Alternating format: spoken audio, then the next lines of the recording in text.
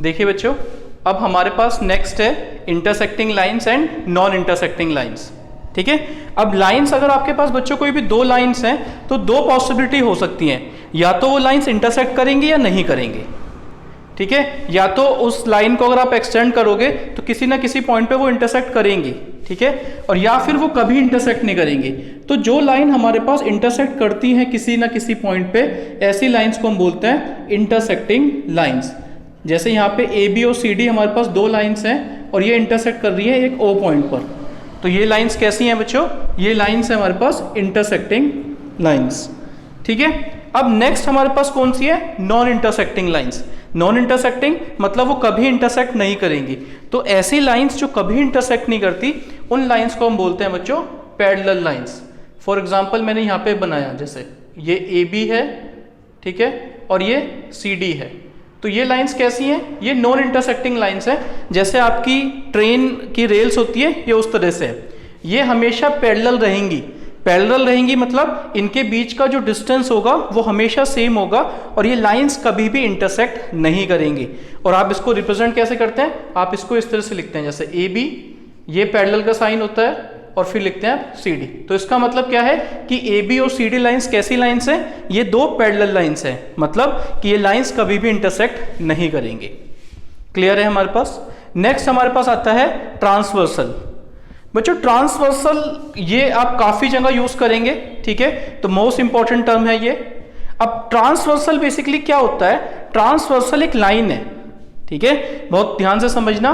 Transversal एक line है जो इंटरसेक्ट करती है दो या दो से ज्यादा लाइंस को। ठीक है, जैसे कि a line which, two times I wrote which, a line which intersect two और मोर लाइंस। एक लाइन जो दो या दो से ज्यादा लाइंस को इंटरसेक्ट करती है एट डिस्टिंक्ट पॉइंट, अलग अलग पॉइंट्स पे, ऐसी लाइन को हम क्या बोलते हैं? ट्रांसवर्सल। अगर आप इस फिगर को देखेंगे, ठीक है, तो L बेसिकली यहां पर जो एक L लाइन है बच्चों, ये L लाइन, M लाइन और N, ये M और N दो अलग अलग लाइंस हैं। इनको एक लाइन इंटरसेक्ट कर रही है दो पॉइंट्स पर, P और Q पर। ठीक है, तो ये L लाइन कौन सी लाइन हुई? ट्रांसवर्सल लाइन हुई। ठीक है, ये इंटरसेक्ट कर रही है M और N को दो अलग अलग पॉइंट्स पर, एक का नेम है P और एक पॉइंट है Q।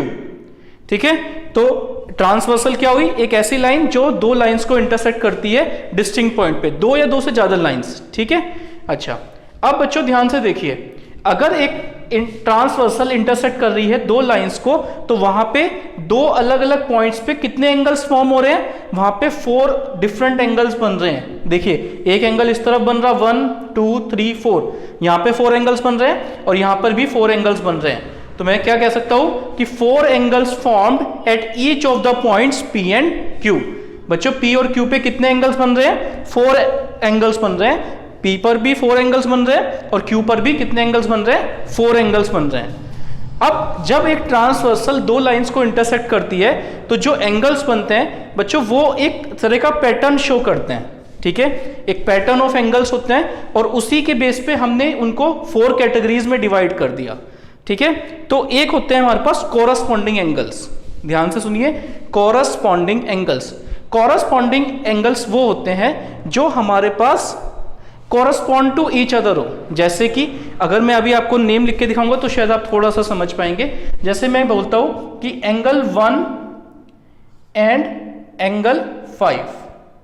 ठीक है, मेरे पास एक पेयर है कोरस्पॉन्डिंग एंगल्स की, 1 एंड 5। देखो, दो लाइंस हैं, एक ट्रांसवर्सल है। एंगल 1 आपका इस लाइन और इस ट्रांसवर्सल के इस तरफ बन रहा है, लेफ्ट हैंड साइड। ऐसे ही बच्चों ये जो N लाइन है और ये L ट्रांसवर्सल है, इसके लेफ्ट साइड बन रहा है, ऊपर की तरफ बन रहा है। तो ये दोनों एंगल एक दूसरे को कोरस्पॉन्ड कर रहे हैं, एक जैसी साइड लोकेशन बन रहा है। बस ये जो एंगल बन रहा है ये M लाइन पे बन रहा है और ये एंगल जो बन रहा है वो N लाइन के साथ बन रहा है।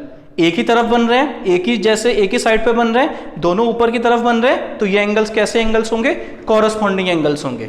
ठीक है, जो एक दूसरे को कोरस्पॉन्ड कर रहे हैं, एक जैसे ही हैं। ठीक है, तो एंगल 1 और एंगल 5। क्या कोई और भी एंगल्स हैं इसमें कोरस्पॉन्डिंग एंगल्स? ध्यान से देखिए, एंगल 4 M और L के साथ बन रहा है लेकिन नीचे की तरफ बन रहा है, ठीक है। ऐसे ही N और L के साथ एक एंगल नीचे की तरफ कौन सा बन रहा है, 8। तो बच्चों सेकंड पेयर है मेरे पास एंगल 4 एंड एंगल 8। ये भी कैसे एंगल्स हैं, कॉरस्पॉन्डिंग एंगल्स हैं। क्या कोई और भी कॉरस्पॉन्डिंग एंगल्स हैं यहाँ पे, देखिए अगर आप राइट हैंड साइड में देखेंगे तो L और M के साथ ऊपर की तरफ एक एंगल 2 बन रहा है, ऐसे ही N और L के साथ ऊपर की तरफ एक एंगल 6 बन रहा है। तो ये पेयर भी कैसा होगा बच्चों, कॉरस्पॉन्डिंग एंगल्स। इन एंगल्स को आप क्या बोल रहे हो कि ये कॉरस्पॉन्डिंग एंगल्स हैं, ठीक है। ऐसे ही आप यहाँ पे देखिए ये M और L के जो इस तरफ है राइट हैंड साइड में नीचे की तरफ एंगल 3 बन रहा है, और ऐसे ही N और L के नीचे की तरफ एंगल 7 बन रहा है। तो ये भी पेयर कैसा होगा, ये भी कॉरस्पॉन्डिंग एंगल्स की फॉर्म में या पेयर होगा, ठीक है। तो हमारे पास यहाँ पर कितने कॉरस्पॉन्डिंग एंगल्स हैं, हमारे पास यहाँ पे 4 पेयर्स ऑफ कॉरस्पॉन्डिंग एंगल्स हैं। कॉरस्पॉन्डिंग एंगल्स कभी भी सिंगल नहीं होता, हमेशा पेयर में होता है। तो 1 और 5 कॉरस्पॉन्डिंग है, 4 और 8 कॉरस्पॉन्डिंग है, 2 और 6 कॉरस्पॉन्डिंग है, 3 एंड 7 कॉरस्पॉन्डिंग एंगल्स हैं, ठीक है। ऐसे ही बच्चों हमारे पास एक और तरह के एंगल्स होते हैं जिसे बोलते हैं alternate interior angles.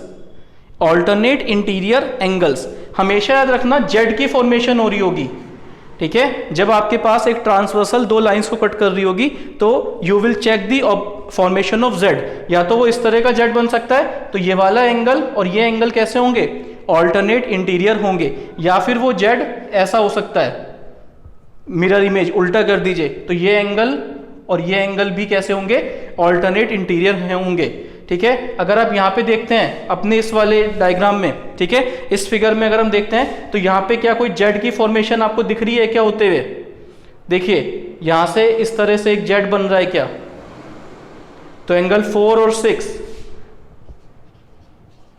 Alternate interior angles हैं। हमेशा याद रखना इंटीरियर एंगल्स हैं तो 2 लाइंस के जो 2 लाइंस हैं उनके बीच में एंगल्स होंगे, मतलब बाहर की तरफ नहीं होंगे, उनमें अंदर की तरफ होंगे, इसलिए हम कह रहे हैं ऑल्टरनेट इंटीरियर। इंटीरियर का मतलब वो एंगल्स हमेशा 2 लाइंस के बीच में कहीं होंगे। और जेड की फॉर्मेशन तो आपको लाइंस के बीच में देखना है और जेड देखना है। जेड बनाइए, जेड बनाएंगे तो 4 और 6, ठीक है। ऐसे ही एक और पेयर अगर मैं उल्टा जेड बना दूं तो क्या आएगा मेरे पास, 3 एंड 5। तो एक और पेयर है हमारे पास एंगल 3 एंड एंगल 5।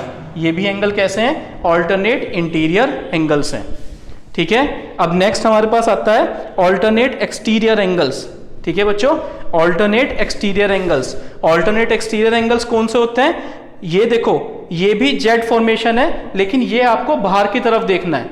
ये एंगल्स आपको इन 2 लाइंस के बाहर की तरफ देखना है। तो देखिए एक जेड की फॉर्मेशन करिए और बाहर वाले एंगल्स देखिए, कौन सा मिला आपको, 1 मिला और इधर क्या मिला, 7। देखो जेड बनाइए और जेड से लगता हुआ एंगल इधर की तरफ 1 है और इधर की तरफ क्या है, 7 है।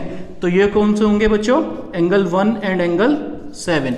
ऑल्टरनेट एक्सटीरियर ये बाहर होंगे, इन 2 लाइन से बाहर होंगे, तो एक 1 है और एक 7 है। ऐसे इधर क्या होंगे बच्चों, 2 और 8। सेकेंड पेयर क्या होगा, एंगल 2 एंड एंगल 8, ठीक है। तो ये हमारे पास होते हैं ऑल्टरनेट एक्सटीरियर एंगल्स।